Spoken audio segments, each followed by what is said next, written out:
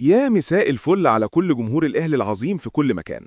النهاردة هنتكلم عن خبر شاغل السوشيال ميديا الأيام اللي فاتت، واللي ناس كتير كانت بتسأل عنه وتدور عليه، خصوصا جماهير النادي الأهلي اللي نفسها تشوف إبراهيم عادل لابس تيشيرت النادي الأهلي.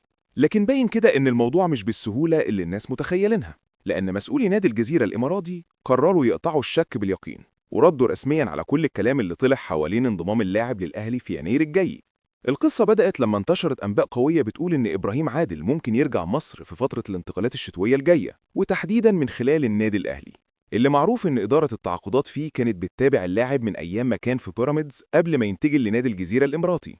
ناس كتير خدت الخبر على محمل الجد وقالوا خلاص الصفقة قربت، خصوصاً بعد ما البعض لمح إن اللاعب مش مرتاح هناك، وإنه ممكن يستغل الشرط الجزائي الموجود في عقده علشان يخلص ويرجع الدوري المصري من بوابة بطل إفريقيا. لكن اللي حصل بعد كده كان مفاجأة. مصادر مقربة من نادي الجزيرة الإماراتي خرجت بتصريحات واضحة وصريحة جدا، وقالت إن كل الكلام ده ملوش أي أساس من الصحة، وإن إبراهيم عادل مش راجع مصر دلوقتي ولا في يناير ولا حتى قريب. المصادر دي أكدت إن عقد اللاعب فيه شرط جزائي بقيمة 4 مليون دولار، وده مبلغ ضخم جدا، وكمان الشرط ده ما ينفعش استخدامه غير بعد نهاية الموسم الحالي. يعني حتى لو الأهلي عايز يفعل الشرط ويدفع الفلوس مش هيقدر يعمل كده دلوقتي، لأن البند ده مش متاح في نص الموسم. وده معناه إن كل الكلام اللي بيتقال عن انتقال اللاعب في يناير مجرد كلام سوشيال ميديا لا أكتر ولا أقل. كمان نفس المصادر قالت إن في فعلا وسطاء حاولوا يتواصلوا علشان يعرفوا موقف اللاعب من الرجوع لمصر وإن كان مهتم أو لأ، لكن الرد كان واضح من إبراهيم عادل نفسه. اللاعب عنده حلم أكبر من كده، وهو الاحتراف في أوروبا.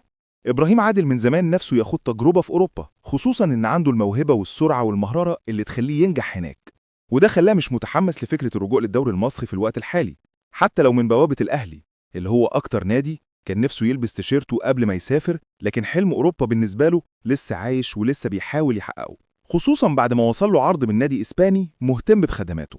صحيح العرض ده لسه في مرحلة المفاوضات ولسه مفيش حاجة رسمية، لكن مجرد الاهتمام الأوروبي خلى إبراهيم متمسك بفكرته ومش عايز يقفل الباب ده بدري. ومن ناحية تانية إدارة نادي الجزيرة مبسوطة جدا بأداء إبراهيم عادل، وشايفين إنه من اللعيبة اللي عاملين بصمة واضحة في الفريق رغم إنه لسه جديد عليهم، وعشان كده مش ناويين يفرطوا فيه بسهولة، خصوصا في نص الموسم اللي الفريق بيحاول ينافس فيه بقوة على الدوري الإماراتي. يعني باختصار يا جماعة، قصة انتقال إبراهيم عادل للأهلي في يناير اتقفلت تماما في الوقت الحالي، إلا لو حصلت مفاجآت كبيرة جدا في الصيف اللي جاي. الأهلي فعلا كان حاطط اللاعب ضمن أهدافه من زمان وده مش سر، لكن الظروف التعاقدية معاها طموح اللاعب نفسه خلت الصفقة شبه مستحيلة دلوقتي. إنما جمهور الأهلي كالعادة بيحلم يشوف نجم زي إبراهيم عادل في الفريق، خصوصا إنه لاعب بيملك المهارة والذكاء الكروي اللي يليق بقميص الأهلي. لكن يمكن ربنا مأجل الموضوع شوية، ويمكن يكون ليه نصيب في المستقبل لما الظروف تبقى مهيئة أكتر. في النهاية نقدر نقول إن إبراهيم عادل لسه طريقه مفتوح قدامه، سواء كمل في الجزيرة أو خرج لتجربة أوروبية جديدة، لكن الأكيد إن الأهلي مش هيوقف اهتمامه بيه، وهيفضل تحت المراقبة لحد ما تيجي اللحظة المناسبة، وساعتها لو اتجمعت الظروف ممكن يكون واحد من الصفقات اللي تفرح كل جماهير المارد الأحمر. فخلينا نتابع ونشوف الأيام الجاية هتخبلنا إيه.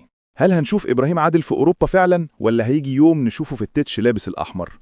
كل ده هيبان قريب، بس دلوقتي القصة خلصت على كلمة واحدة من مسؤول الجزيرة: إبراهيم عادل مش للبيع في يناير. وده كان كل اللي عندنا النهاردة في المدرج الأهلاوي. ما تنسوش تقولوا لنا رأيكم في الكومنتات. تحبوا الأهلي يفضل ورا إبراهيم عادل الصيف الجاي، ولا تشوفوا إن الفريق محتاج يدور على بدايل تانية؟